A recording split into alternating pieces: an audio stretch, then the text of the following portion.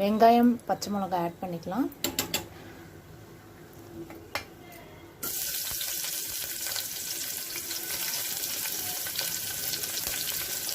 நல்லா golden brown ஆற வரைக்கும் நல்லா ஃப்ரை ஆகணும் வெங்காயம்.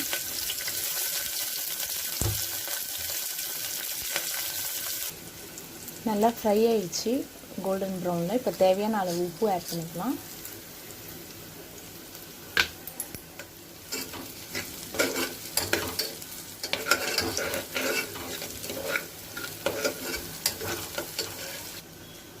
தேவையான அளவு தண்ணி ஊற்றிக்கலாம்.